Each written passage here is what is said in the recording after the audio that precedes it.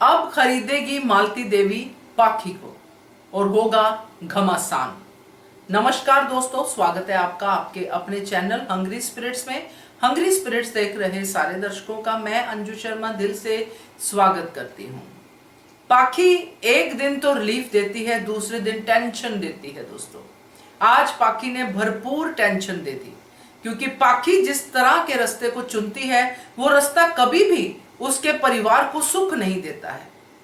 और अब पाखी उन लोगों की नजरों में है जिनका काम ही बुरा करना है, जिनका मन ही बुरा है, यानी कि मालती देवी और बरखा। तो आज जो पाखी ने हमें प्री कैप में अपना जलवा दिखाया, उस जलवे को देख के हम लोग अंदाजा लगा सकते हैं कि मालती देवी का अगला कदम क्या होगा। चलिए चर्चा करते हैं। पहले वही निवेदन, जिन्होंने अभी तक चैनल को सब्सक्राइब नहीं किया है कर लीजिए, साथ में दोस्तों बेल आइकन दबाइएगा ताकि आपको हमारे वीडियोस के नोटिफिकेशन मिलते रहे।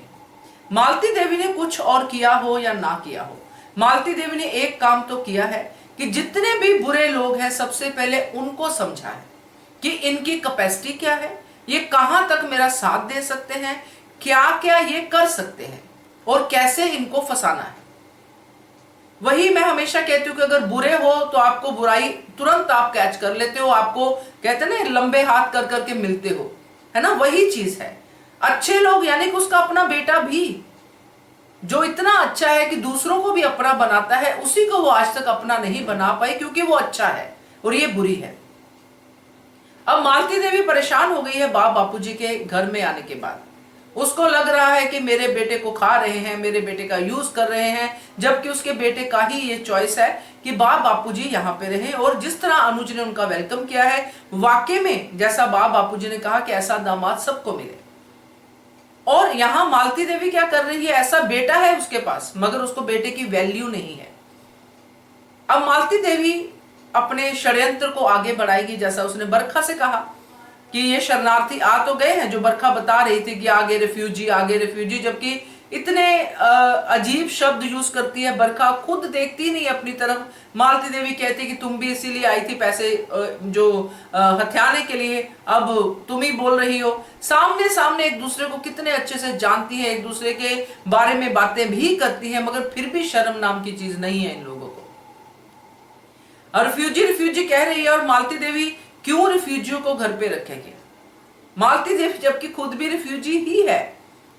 यहां अनुपमा कह रही है कि 3 बुजुर्ग हमारे पास हैं। अनुज ने कहा 3 बुजुर्ग हमारे पास है, यानी कि वो बुजुर्गों को आशीर्वाद समझ रहे हैं। और ये बुजुर्ग क्या कर रही है मालती देवी, ये उनको किस तरह से अपने शिकंजे में फंसाने की कोशिश कर रही है, किस तरह से उनकी खुशियों को आग लगाने की कोशिश कर रही है। और इस आग में पहली आहुति पाखी की होगी।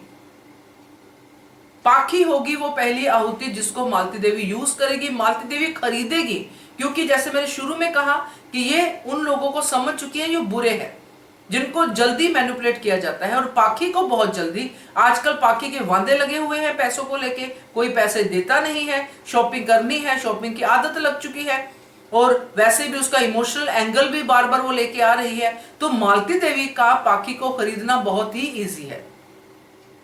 मालती देवी वो पाखी को हर फैसिलिटी देने की कोशिश करेगी जो मुझे लग रहा है, जिससे कि पाखी मालती देवी के करीब आएगी। और जैसे उसने आज डाइनिंग टेबल पे गंद मचाया है बोल के कि शाह परिवार वाले, बाप रे बाप कैसे ये लड़की बातें बोल देती है।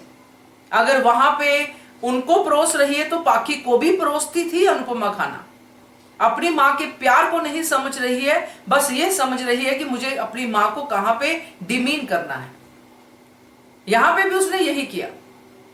अनुपमा का ये कहना कि मैं अपने बाप बापूजी को परोस रही हूं, मुझे अच्छा लगता है, इससे तो लेसन सीखना चाहिए। तुम्हें भी उठ के अपनी माँ को परोसना चाहिए कि मम्मी आप बैठो, मैं आपको खाना परोस के देती हूं। मगर नहीं, पाखी को तो उसके उल्टा ही समझना है कि आप तो इनको बिगाड़ रही हो, तो तुमको भी तो बिगाड़ ही दिया एक ही हिसाब से। फिर तो ये जो पाखी का रूप मालती देवी ने नोटिस किया है। अब मालती देवी जो है रुकने वाली नहीं है, वो ये पाखी की जितनी भी सारी वीकनेसेस है उनको अपनी ताकत बनाएगी और अनुपमा के खिलाफ, बापूजी के खिलाफ यूज करेगी और इनको एक एक करके घर से बाहर निकालने का जरिया बनाएगी।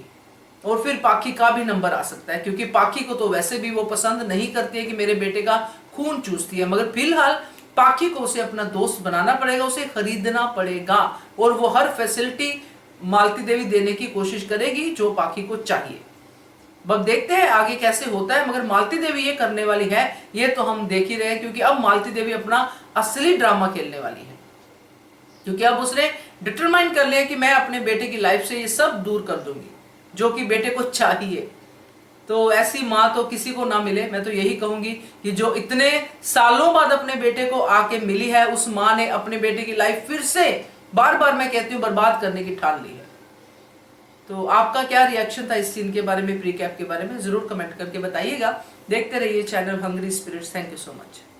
Subscribe to our channel by clicking the subscribe button. Click the bell button and enjoy the latest uploads from our channel.